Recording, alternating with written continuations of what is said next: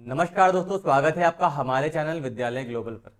दोस्तों, ऑस्ट्रेलिया की total population 2.5 crore के आसपास है और यही 2.5 करोड़ की आबादी जितनी उस देश की है, इतनी ही आबादी हमारे देश में भारतीय रेलवे के माध्यम से एक स्थान से दूसरे स्थान डेली सफर कर रही है।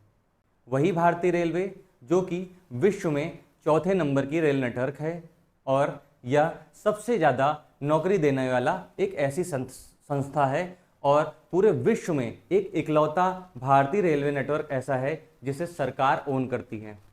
इसी के साथ ही साथ हमारी भारतीय रेल जो कि भूटान जो हमारा मित्र राष्ट्र है और हमारा पड़ोसी देश भी है, वहाँ पर भी अपनी पटरियाँ बिछा रही है।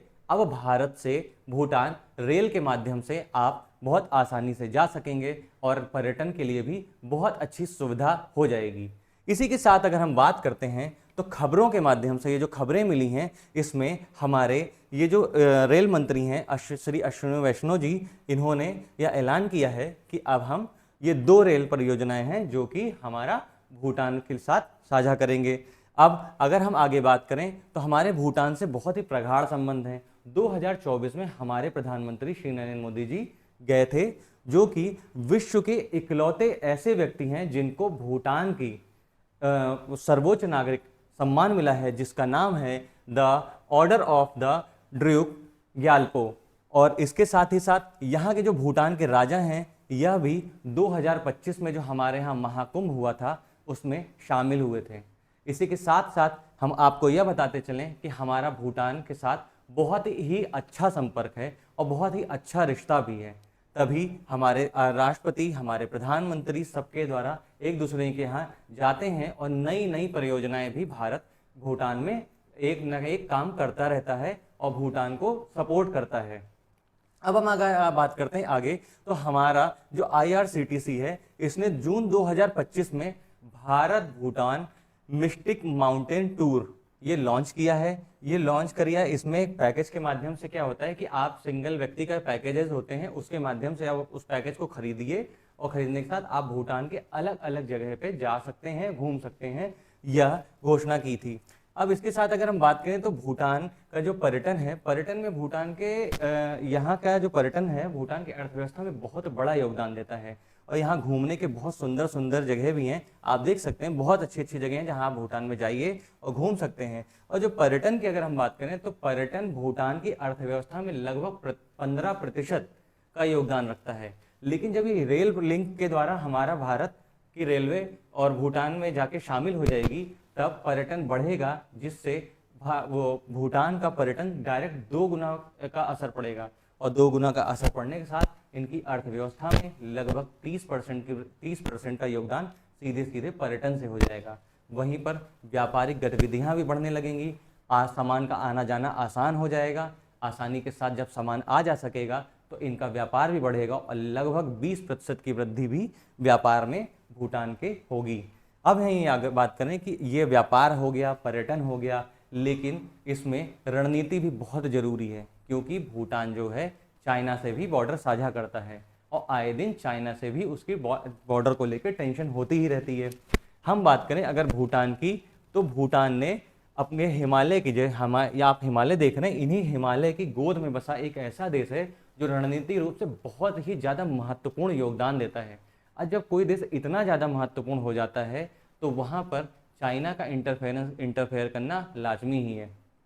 चाइना आए दिन अपना भूटान में प्रभाव बढ़ाने के लिए कुछ ना कुछ प्रकार की टेंशन करता रहता है और उन टेंशन में से वो सीमा पे उस पर विवाद और क्षेत्र को लेकर कुछ ना कुछ हरकत करता ही रहता है। इसी के काउंटर में इसके बाद आप अगर ये देखें, चाइना जो हमने बोला सीमा विवाद करता रहता है, तो चाइना की एक टैक्टिक है। चाइना एक अपना दिमाग क्या लगाता है, इंफ्रास्ट्रक्चर का डेवलपमेंट करने के नाम पर एक इंफ्रास्ट्रक्चर का डेवलपमेंट होता है, उसको एक टूल की तरह इस्तेमाल करता है। उसने 2013 में BRI border belt and road initiative launch किया था, जिसमें लगभग 150 से अधिक देशों को ये जोड़ता है। ये पूरा इसने प्रोजेक्ट तैयार किया था 2013 में।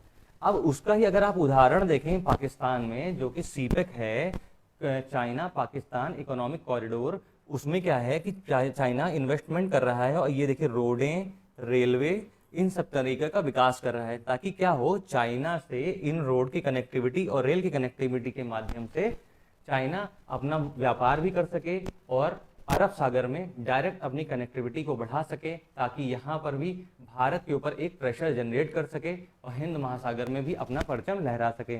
इस तरीके की वो अलग अलग रणनीतियाँ तैयार करता रहता है। ये एक सिर्फ उदाहरण था पाकिस्तान का, लेकिन आगे मैं आपको भी इसी लिए भूटान में भी समझाऊंगा। अब अगर हम आगे बात करते हैं तो भारत ने भी इसका पूर्णतः जवाब दिया है। भारत का जो नॉर्थ ईस्ट है, जहाँ पे 7 सिस्टर जिसको बोलते हैं, अरुणाचल प्रदेश, असम हो गया, नागालैंड हो गया, मणिपुर हो गया, ये सब पूरा जो देश है, इन सब पूरा जो सीमा साझा करता है, उसमें क्या बोला है, उत्तर पूर्व के क्षेत्र में, उसमें हमारा जो भारत है उसके जो पड़ोसी देश हैं, उसमें से चीन है, भूटान, म्यांमार, बांग्लादेश, ये सबसे बॉर्डर हमारा साझा होता है। तो बॉर्डर के किनारे किनारे लगभग हम 500 किलोमीटर की नई रेल लाइन बिछाने जा रहे हैं, सड़कें बनाने जा रहे हैं, सुरंग बनाने जा रहे हैं, पुल बनाने जा रहे हैं।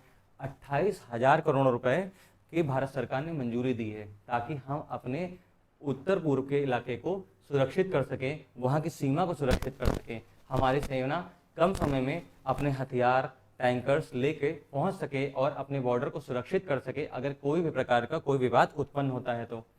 अब इसी के साथ अगर हम बात करते हैं तो ये जो रेल परियोजना है, इसमें पहली रेल की अगर हम बात करें तो पहली लेन हमारा असम राज्य जो है, असम राज्य में कोकराझार जगह है जहां तक रेलवे जाती थी। इसके आगे हम लोग असम में चले जाते, भूटान के बगल से है जा रही है। अभी आपको मैप के माध्यम से मैं समझाऊंगा, जिसमें भूटान के गालेपू तक ये जाने लग जाएगी और उसको क्या है, कोकराझार से गालेपू तक जाएगी, जो कि इसके बीच में 6 स्टेशन पड़ेंगे। 6 स्टेशन पड़ने के साथ साथ गालेपू को माइंडफुलनेस सिटी के रूप में भी विकसित किया जाएगा। अब इसी के साथ अगर हम बात करें दूसरी रेल लाइन, ये कहाँ तक जा रही है, तो दूसरी रेल लाइन हमारा जो पश्चिम बंगाल है वहाँ पर बनरहाट जगह पड़ती है। यहाँ के बाद आपको अगर भूटान जाना है तो आप टैक्सी लीजिए, बस लीजिए, उसके थ्रू आप भूटान जा सकते हैं। लेकिन अब जब रेल लाइन बन जाएगी तो इसके थ्रू भी आप डायरेक्ट भूटान के समस्ते तक जुड़ सकते हैं। अब बनरहाट से समस्ते तक पूरी रेल लाइन जब बिछ जाएगी तब आपका जाना भी आसान हो जाएगा, क्योंकि पूर्व में भी ये पर्यटन का एक अच्छा केंद्र रहा है, लेकिन इसको भी अब एक औद्योगिक शहर के रूप में भी विकसित किया जाएगा। यह परियोजना 4 साल में लगभग बन के तैयार हो जाएगी। अगर हम इसको मैप के माध्यम से समझें तो आपको मैंने क्या बताया था, कोकराझार जो कि ये है, कोकराझार हमारा कहाँ पड़ता है, ये हमारा असम में पड़ता है। असम से ये गेलेपू जो कि भूटान के बॉर्डर पे एक जगह है, जिसमें माइंडफुलनेस सिटी जो मैंने बताया था बन के इसको तैयार किया जाएगा। ये लगभग 69 किलोमीटर का है, 69 किलोमीटर की ये पूरी रेलवे लाइन है और 4 वर्ष में बनेगा, 4 वर्ष के अंदर बनेगा। अब टोटल इसमें देखिए 6 स्टेशन है, पूरे 6 स्टेशन है इसके अंदर। इन 6 स्टेशन का विकास किया जाएगा और अब आप डायरेक्ट ये भूटान से जुड़ सकते हैं। इसी के साथ ही अगर दूसरी बात करते हैं तो बनरहाट से समस्ते तक के जो जुड़ने का है वह है हमारे वेस्ट बंगाल का बॉर्डर असम से लगता है, उसी के पास ही ये लगभग 20 किलोमीटर का एरिया है, 20 किलोमीटर का एरिया जहाँ पे हम समस्ते से जुड़ेंगे और ये 3 वर्ष में बन के तैयार हो जाएगा। आपके लिए पर्यटन के लिए भी आसान हो गया, व्यापार के लिए भी आसान हो गया, रणनीतिक रूप से मजबूत हो गया। रणनीतिक रूप से ये भारत के लिए दोनों रेलवे लाइनें कितनी इंपॉर्टेंट हैं ये मैं आपको अभी आगे समझाऊंगा। अब आपको ये आपने ये देख लिया कि 6 स्टेशन है, ये रेलवे लिंक है। अब आप अगर देखेंगे मैप के माध्यम से तो ये देखिए, ये बांग्लादेश है, ये भूटान है, ये नेपाल है और ये जो कॉरिडोर है ये देखिए, ये चिकन नेक है, ये चिकन नेक है जिसके थ्रू भारत के लोग जाते हैं, नॉर्थ ईस्ट से जुड़ते हैं हम। ये चिकन नेक है, इतना छोटा सा पतला सा एक गलियारा है जिसके थ्रू हम उत्तर पूर्वी राज्यों जो कि हमारा अरुणाचल प्रदेश हो गया, नागालैंड, मिजोरम, असम, यहाँ हम जाते हैं। अब इसी के बीच में ही हमारी ये देखिए रेलवे लिंक बन जाएगी, यहाँ पे रेलवे एक कनेक्ट हो जाएगा यहाँ से वेस्ट बंगाल के अंदर से, और दूसरा ये देखिए ये है, दूसरा ये कनेक्ट हो जाएगा हमारा भूटान से असम राज्य के अंदर से। ये दोनों जब कनेक्ट हो जाएगा तो हमारा क्या है कि जो ट्रेनें हमारी पहले सीधी निकल जाती थी ऐसे करके, अब ये डायरेक्ट जब इससे कनेक्टिविटी बढ़ जाएगी तो हमारी भारतीय सेना भी अपना सामान, अपने टैंकर्स, हथियार, मिसाइलें, जो भी इक्विपमेंट्स होता है, बहुत ही कम समय में हम भूटान तक पहुंच सकते हैं और भूटान में पहुंच के हम भूटान की भी रक्षा कर सकते हैं, अपनी सीमा की भी रक्षा कर सकते हैं और चाइना को भी काउंटर कर सकते हैं। ये रेलवे लाइन जो बनी है, ये बनने का कारण क्या था उसका भी मैं आपको बताता हूँ। उसमें एक बनने का सबसे बड़ा कारण एक ये था कि जो हमारे ये देखिए शी जिनपिंग जी हैं, जो चाइना के से बिलोंग करते हैं, चाइना के समझ लीजिए सुप्रीम लीडर इनको कह दीजिए, ये सुप्रीम है। इन्होंने एक Sichuan Tibet high speed rail line जिसकी लंबाई 629 किलोमीटर है, इसका निर्माण करना शुरू कर दिया है, जो कि चेंदू से लहासा तक की यात्रा जो होती है वो लगभग 48 घंटे की यात्रा थी, जिसको कम करके हाई स्पीड ट्रेन वहाँ चलती है, हाई स्पीड ट्रेन का ये बना देंगे, विकास हो जाएगा, उसके बाद 13 घंटे के अंदर ये पहुँच सकते हैं। अभी चीन भारत पर ये सीमा के तनाव तो देखिए रहते रहते हैं, तो रणनीतिक रूप से इनकी क्या है कि अपनी भी सेना के माध्यम से ये सामग्री को लेकर बहुत कम समय में पहुँच सकते हैं। इसीलिए भारत ने भी काउंटर बना दिया, हमारी सेना तुमसे भी जल्दी पहुँच जाएगी, केवल हमारा 60-70 किलोमीटर के रेंज का ये मामला है, हम तुरंत पहुँच जाएंगे, आपको तो 13 घंटे लगेंगे। अब हम बात करें कि रेल लिंक कैसे बनी है, तो ये देखिए, ये आप देख सकते हैं, ये है चेंदू। चेंदू जो है यहाँ पे क्या है कि इनका जो वेस्टर्न कमांड है, आप PLA जानते हैं ना, PLA, पीपुल लिबरेशन आर्मी, ये चाइना की आर्मी का नाम है, पीपुल लिबरेशन आर्मी, और इसका वेस्टर्न कमांड यहाँ पर है। वेस्टर्न कमांड का सीधे डायरेक्ट जुड़ाव आपका ये देखिए ये हो जाएगा, ये लिहासा है। लिहासा के नीचे देखिए भूटान है, अरुणाचल प्रदेश है, और यहाँ पे देखिए आपका ये नेपाल है। अब ये लिहासा जो है अब यहाँ पे रेलवे के द्वारा कनेक्ट हो जाएंगे और 48 घंटे का जो सफ़र है कम हो जाएगा, और सीधे 13 घंटे का सफ़र जब हो जाएगा तो 13 घंटे में ये अपनी सेना को भेज सकते हैं बहुत कम समय में। अब उसके सेना के जितने भी सामान होते हैं, चाहे उनके टैंकर्स हो, उनके मिसाइलें हो, बंदूक हो, खाने पीने का सामान हो, सब कुछ पहुंच सकता है, क्योंकि ये अपनी हरकत से चाइना कभी बाज नहीं आता है। आए दिन अरुणाचल प्रदेश में टेंशन करता है बॉर्डर में, कहीं पे ये आप देखिएगा, देखिए ट्राई जंक्शन है, यहाँ पे ये लड़ाई हुई थी जिसके लिए भारत ने विरोध भी पूरा किया था। ये है डोकलाम, ये जगह डोकलाम है, यहाँ पर चाइना, ये हो गया भूटान, और ये हो गया भारत। ये तीनों क्या, ये आप देखेंगे तीनों का ये बॉर्डर साझा होता है। यहाँ पे 2017 में चाइनीज आर्मी आई और रोड बनाने लग गई। रोड बनाने के बाद भूटान ने इसका विरोध किया। भूटान ने विरोध किया, देखिए भूटान छोटा देश है, चाइना से दबा देगा, तो अब तुरंत ही भारतीय सेना ने इसमें हस्तक्षेप किया और डट कर इनका सामना किया, ताकि तब इनको पीछे हटना पड़ गया था। इस तरीके का ये काम करते हैं। ऐसे ही दोबारा हरकत ये ना करें, इसके लिए ही हम लोगों ने यहाँ से और यहाँ से रेल लिंक जो बनाई है, ताकि हम भूटान में अपनी सेना को बहुत कम समय में पहुँचा सकें। अब हम बात करेंगे, तो हमने जो आपको बताया ही था डोकलाम और गलवान का जो मैटर अभी आपको मैंने समझाया, डोकलाम का क्या था।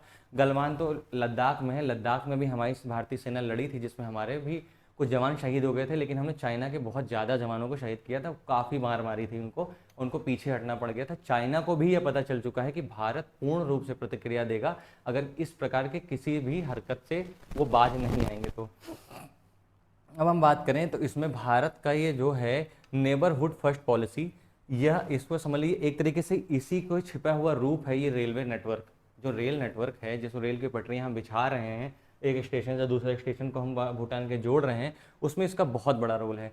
बहुत बड़ा रोल देखिए कैसे है कि चाइना जो है ये जो यहाँ पे डोकलाम है, इसके थ्रू यहाँ पे आएगा और भूटान में अपना इंटरफेरेंस करेगा।